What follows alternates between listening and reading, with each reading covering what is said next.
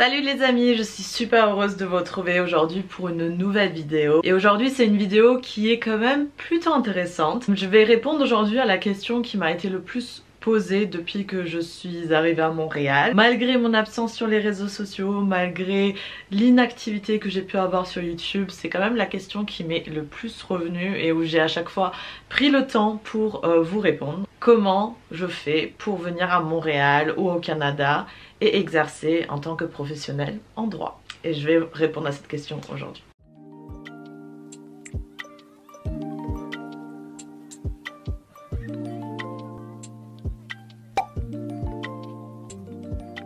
Avant toute chose, quelle est ma légitimité pour tout simplement vous donner ces astuces et ces conseils, comment venir au Canada, notamment à Montréal, pour exercer, travailler dans une profession juridique, alors que je ne travaille moi-même pas encore pour le moment dans une profession juridique ici au Canada. Tout simplement parce que premièrement j'ai fait des études de droit de 5 ans, j'ai fait également un LLM à l'université de Montréal. Je m'y connais un petit peu, j'ai les bases en tout cas au niveau du droit canadien, les différences qu'il y a. J'ai certainement pas les connaissances dans chaque domaine, mais j'arrive quand même un peu à comprendre comment ça fonctionne, comment c'est bâti et comment tout simplement le système juridique et judiciaire fonctionne ici au Canada. Deuxième chose, ça fait plus d'1 an que je travaille organisation, association pour des jeunes avocats ici, donc je les côtoie pratiquement au quotidien et on donne pas mal de conférences, pas mal de formations où j'apprends aussi beaucoup de choses au niveau du fonctionnement et les différences par rapport à la France aussi. On a quand même pas mal de membres qui sont français, ont fait leurs études ici, ont passé le barreau et travaillent aujourd'hui ici ou sont partis en France, donc je comprends un peu quand même le système, comment ça fonctionne, etc. J'ai également des amis qui sont passés par des équivalences pour tout simplement pouvoir travailler ici. J'ai des amis qui travaillent ici même sans équivalence. Enfin bref, j'ai quand même, je pense, des informations assez riches pour pouvoir faire une vidéo là-dessus. Ça me tenait vraiment à cœur, même si je ne suis plus réellement membre active de la communauté juridique. J'ai quand même envie de vous partager un peu les connaissances que j'ai, les informations que j'ai. Bien évidemment, ne prenez pas mes paroles comme la vérité absolue. Faites quand même vos recherches de votre côté. Je vais vous mettre toutes les sources essentielles, importantes, intéressantes dans la barre d'infos. Comme ça vous pouvez faire vos recherches de votre côté. J'ai mon ordinateur, j'ai mon petit document où j'ai tout noté et on commence dès maintenant. Avant de rentrer dans le vif du sujet, je tiens tout simplement à faire quelques petites précisions également au niveau de comment en fait le Canada fonctionne, comment est-ce qu'il est bâti. Le Canada c'est un état fédéral et qui dit état fédéral dit qu'il y a plein de petits états fédérés à l'intérieur d'un même pays. Les états fédérés sont appelés ici au Canada des provinces. Il y a la province du Québec, il y a la province de l'Ontario, il y a la province de la Colombie-Britannique. Le Canada compte 10 provinces dont 3 territoires. Il y a quand même un impact par rapport au fait que c'est un état fédéral sur le système judiciaire, juridique, mais également sur le système des différents barreaux et ça c'est important de le comprendre en amont. Première notion à comprendre, étant donné qu'il y a différentes provinces, qu'il y a aussi du coup différentes influences et une différente histoire aussi, notamment par rapport au Québec et la province dans laquelle Montréal se situe notamment. Il y a toute une vidéo à faire sur le Québec et ça s'en vient. Dû par son histoire, le Québec a une influence très franco-française, très européenne, étant donné que de base c'était une colonie française. Fut un temps. Tu vas retrouver tout le reste du Canada, toutes les autres provinces régies sous la common law, tandis que le Québec sera régi sous le droit civil, donc le droit qu'on connaît en France, qui est inspiré de notre cher Code Napoléon. Quelle loi va s'appliquer, à quel moment, tout ce qui est procédure, c'est super important de comprendre tout ce fonctionnement là. Parce que le Canada est un état fédéral, les compétences législatives sont également partagées entre le gouvernement fédéral et puis les provinces qui ont également une forme d'autonomie, c'est à dire qu'il y a aussi un premier ministre pour chaque provinces. Tu vas retrouver différents domaines juridiques qui vont être régis sous telle et telle compétence législative. Par exemple, droit fédéral, il s'applique pour tout ce qui est droit pénal, droit bancaire monétaire, droit autochtone et traité avec les Premières Nations. Ça aussi, sujet super pertinent, super intéressant. J'ai appris tellement de choses depuis que je travaille déjà à ma job et depuis que je vis ici également.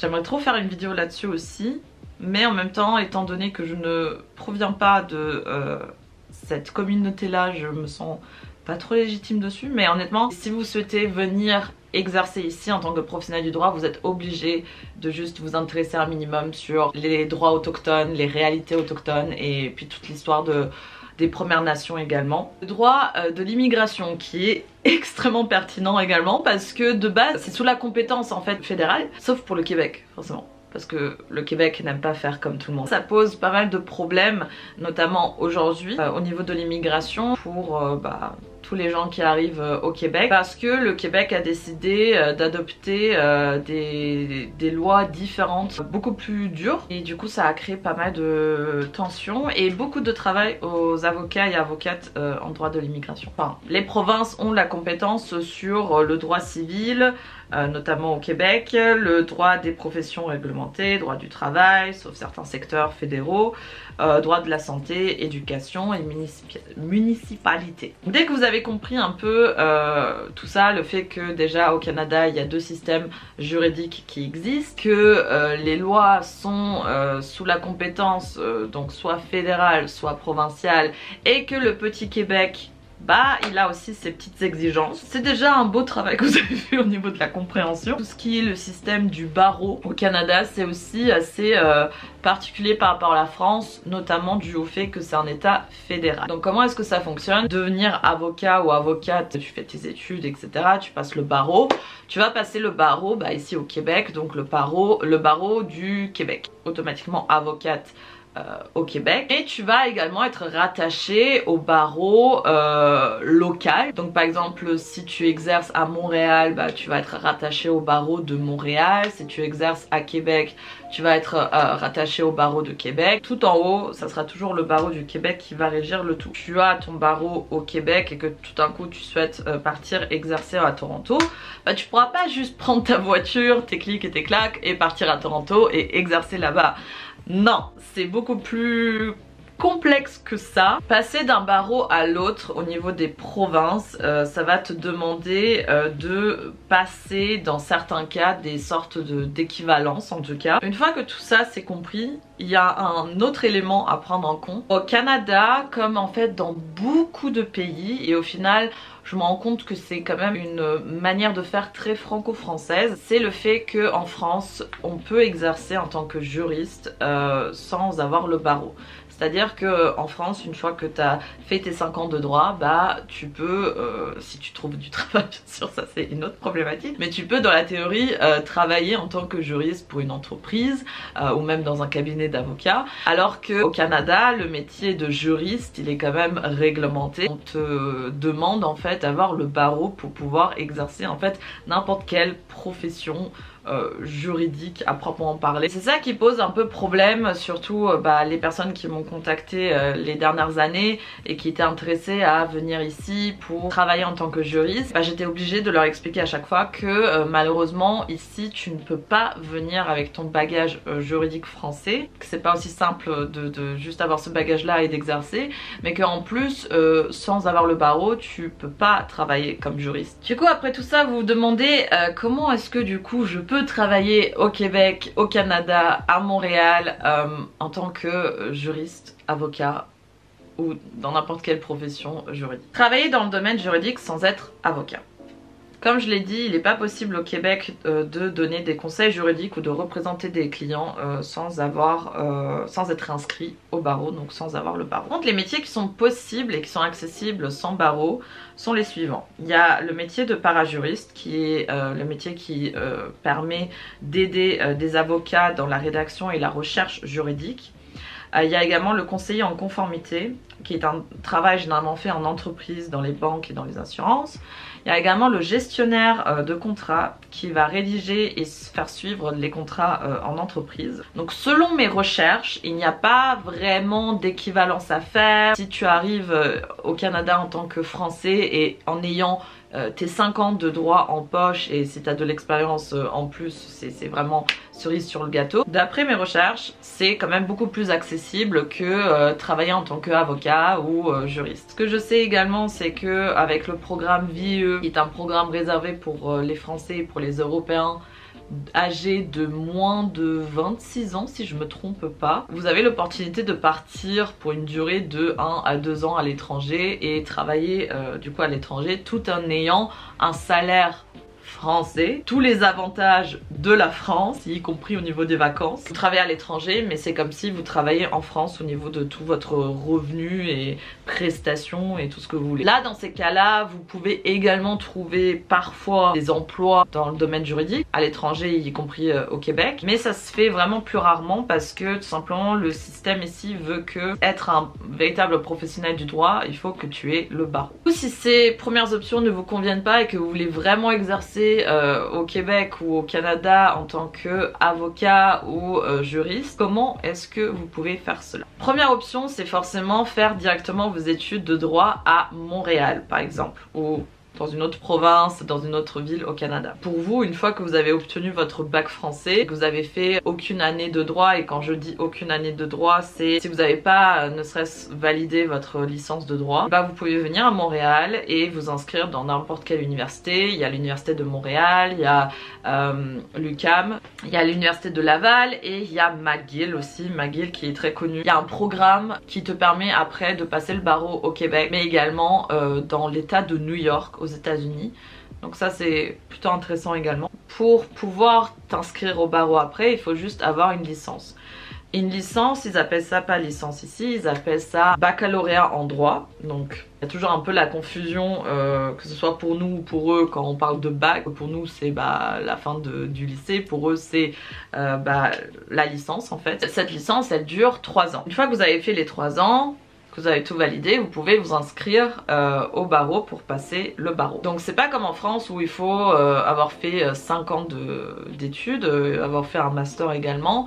Ici le master qu'on appelle maîtrise est vraiment facultatif. Quand j'ai fait mon LLM en droit des affaires à l'UDM, beaucoup de M dans tout ça, il y avait beaucoup d'avocats, de professionnels qui exercent déjà depuis pas mal de temps, qui faisaient partie également de nos cours. Ils avaient envie de faire tel et tel LLM pour avoir des connaissances en plus, pour avoir une reconnaissance en plus, mais c'est vraiment facultatif ici. Bien sûr, tout ça c'est un coût, c'est pas comme en France où les études sont gratuites, et je sais qu'il y a toute la misère étudiante et toutes les difficultés étudiantes en France et il faut pas le négliger. Par contre, si on le compare par rapport à l'Amérique du Nord, les frais de scolarité c'est vraiment rien du tout en France à côté de ce qui est demandé au Canada ou encore aux États-Unis. Tout dépend de votre nationalité, mais également à quelle université, à quel programme vous vous inscrivez. Il y a des tarifs différents. Maintenant, si vous êtes déjà diplômé en droit français, que ce soit une licence ou que ce soit comme moi par exemple un bac plus 5, et ben vous avez l'option de venir ici et passer une équivalence. Vous allez faire une demande d'équivalence auprès d'un comité qui va du coup voir selon les modules que vous avez validés en France, qu'est-ce qui vous reste à valider, qu'est-ce qui vous reste à rattraper, à jour, mettre à niveau, surtout au niveau de vos connaissances en droit québécois, canadien et common law. Et à la fin, tout simplement ce comité va vous dire voilà, vous devez valider tel et tel module, ça fait tant de crédits à valider. Généralement c'est environ 1 an d'études à faire. Vous allez intégrer un programme d'actualisation en droit. Il y en a un à l'UDM. Après, je sais pas s'il y en a d'autres, par exemple à McGill ou quoi. Ce qui est sympa avec ce programme-là, c'est que c'est des cours généralement du soir, ce qui te permet d'avoir aussi un travail à côté. Mais étant donné que tu es sous le statut d'étudiant étranger, et tu as droit que à 20 heures par semaine de travail. Ça pose aussi pas mal de problèmes. Donc, étant donné que de nouveau ce n'est pas gratuit tout ça, passer une équivalence ce n'est pas gratuit, passer après le barreau ce n'est pas gratuit, il faut quand même venir idéalement déjà avec certaines économies. 20 heures par semaine, ça va pas te permettre malheureusement de payer tes études plus toute ta vie à côté. T'es pas obligé de le faire en un an, tu peux l'espacer autant que tu veux aussi. Tout dépend, par exemple, si vraiment t'as pas le temps de suivre autant de cours par trimestre, bah tu peux tout simplement espacer davantage ces cours-là. C'est très flexible et ça c'est aussi une belle valeur qu'il y a ici par rapport à la France au niveau des études, c'est que il y a beaucoup de flexibilité. Une fois que vous avez passé l'équivalence, que vous avez validé tous les cours, c'est là où vous pouvez enfin vous inscrire au barreau. Généralement c'est après 1 à 2 ans d'équivalence. Sauf erreur de ma part, il y a plusieurs sessions où tu peux du coup passer le barreau. Il y a une session rapide où c'est en 3 mois il me semble que tu le prépares et après tu le passes. Ou il y a une session plus longue qui est entre 6 et 7 mois où tu te prépares plus de manière plus approfondie et plus en longueur à cet examen là. Il y a différentes épreuves pour différents domaines, mais il n'y a pas comme en France des épreuves écrites puis des épreuves orales. Il n'y a que des épreuves écrites qui sont généralement des QCM, ou en tout cas résoudre un cas pratique en 2-3 lignes. Tu dois pas écrire plus. C'est vraiment une forme d'exercice qui est beaucoup plus différente. Les Français généralement ils ont tendance à dire que ça a l'air plus simple, etc. Je ne l'ai pas fait, je n'ai ni fait le CRFPA ni le barreau ici, donc je ne peux pas juger. Maintenant c'est sûr que par rapport à la France et tout ce qu'on connaît, même au niveau des études, toute la pression qu'on a pendant les 5 ans, même au niveau de comment le CRFPA il est présenté avec les écrits, il y a une note de synthèse, il y a beaucoup de rédaction, puis après il y a des épreuves orales également. Ça paraît quand même beaucoup plus lourd en France que ici. Ça reste du droit. Le droit c'est compliqué, peu importe dans quel pays tu souhaites l'exercer. Mais le plus important c'est de garder justement cette réflexion juridique. Une fois que tu as obtenu du coup, tu as validé l'examen, ça se présente en 3 étapes, en 3 phases également comme en France. Donc la première phase c'est des cours qui sont donnés. La deuxième phase c'est 6 mois, tu dois participer à une clinique juridique, faire un service de pro bono en fait. La dernière phase c'est le stage de fin de barreau que tu vas du coup effectuer dans un cabinet d'avocats. C'est un stage qui est très demandé, prévu à l'amont, mais bien en amont. Par exemple, les étudiants qui sont en 2e ou en 3e année de bac, ils sont déjà à la recherche de leur stage pour après l'examen. Donc au moment où ils sont à l'école des avocats. Donc ils prévoient déjà leur stage de genre par exemple là de 2027, 2028, parce que c'est des choses que tu prévois vraiment en amont. Il y a toute une période de course au stage où les étudiants s'inscrivent pour concourir ensemble, pour tout simplement être en compétition également pour trouver la meilleure place du stage, parce que ici le fait de faire ton stage dans tel et tel endroit, c'est ça qui va en fait définir quelque part ton après, qui va définir dans quel domaine tu vas exercer, dans quelle entreprise, cabinet tu vas exercer également, de trouver la meilleure place dans le meilleur cabinet pour aussi avoir une meilleure rémunération. J'ai beaucoup d'amis, d'anciens camarades de promo, mais aussi d'abonnés qui m'ont écrit et qui m'ont demandé voilà Christina, j'aimerais faire un stage à l'étranger, j'ai pensé au Canada, j'ai pensé à Montréal, est-ce que tu penses que c'est faisable, etc. Et je leur réponds à chaque fois, rien n'est impossible, mais il faut comprendre en fait que le système il est complètement différent. Les choses fonctionnent de manière complètement différente ici. Tu fais pas réellement de stage pendant tes études ici, donc il n'y a pas des stages d'observation ou des stages de fin d'études. Tu as juste le stage du barreau que tu fais une fois que tu as passé l'examen et basta. Ce qui fait que les cabinets ils comprennent pas quand ils voient des Français arriver qui cherchent des stages de 2-3 mois juste pour faire un stage, parce que ça n'existe pas ici. Si tu fais un stage dans un cabinet, c'est parce qu'ils ont pour objectif de t'embaucher après, de te proposer un contrat après. Sauf que c'est pas possible pour des Français qui arrivent ici, qui juste vont faire un stage, parce que déjà ils n'ont pas passé le barreau canadien, le barreau québécois, et encore plus ils n'ont pas de connaissances en droit canadien ou en droit québécois. Donc en gros pour eux ils servent pas à grand chose. Et du coup une fois que tu as fait tout ça, une fois que ton stage s'est bien passé, et tu prêtes serment et tu es officiellement avocat Par contre, imaginons maintenant le fait que vous êtes déjà avocat ou avocate en France. Vous avez passé le CRFPA, vous avez été à l'école des avocats, vous avez prêté serment en France et vous exercez maintenant aujourd'hui en France. Vous rentrez tout simplement trop dans une routine ou que vous avez besoin d'un peu de challenge, de renouveau, d'aventure et vous vous dites bah tiens, je sais que au Québec on parle français, pourquoi pas partir au Québec et travailler là-bas en tant qu'avocat ou avocate. Bah, sachez que c'est tout à fait possible. Je le savais pas forcément dans ce sens-là, je savais dans l'autre sens. Je savais que quand tu obtenais le barreau québécois, tu pouvais facilement faire une équivalence en France. Mais j'ai appris récemment que c'est l'inverse est tout à fait possible également. Pour ça, il suffit tout simplement de nouveau de faire une demande d'équivalence, mais cette fois-ci au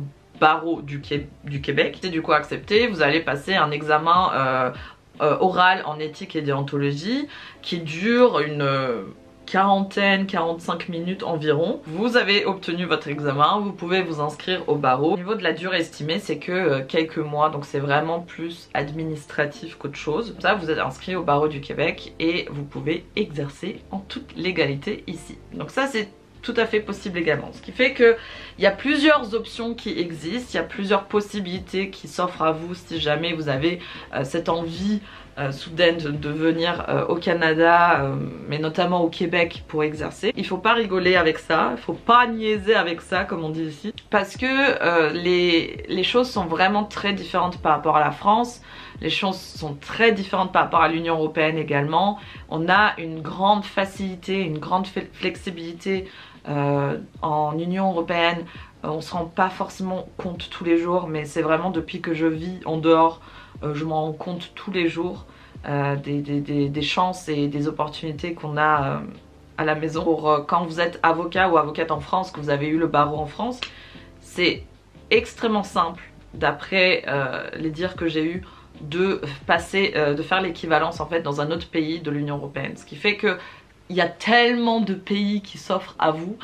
Il y a plusieurs pays francophones également qui s'offrent à vous, mais également des pays autres. Ce qui fait que pour passer l'équivalence, venir ici, faire tout ça, il faut vraiment avoir un objectif derrière. Il faut vraiment vouloir exercer en Amérique du Nord, il faut vraiment vouloir exercer au Canada et notamment au Québec, parce que je sais pas si ça vaut vraiment le coup de faire tout ça pour juste travailler 1 ou 2 ans et revenir après en France. C'est important d'avoir quand même un objectif assez clair en tête. Il y a des opportunités, il y a plein de choses qui sont très positives ici aussi. C'est juste que comme dans tout, il y a une balance. Il faut mettre les choses bien et les choses moins bien dans la balance et après tu pèses et en fonction de ce qui est important pour toi, tes convictions, tes attentes, et bah tu prends ta décision. Les choses positives notamment au niveau du monde du travail, de l'équilibre professionnel, il y a quand même beaucoup de choses qui sont abordées ici aussi, que ce soit par le barreau ou nous dans le cadre de nos formations,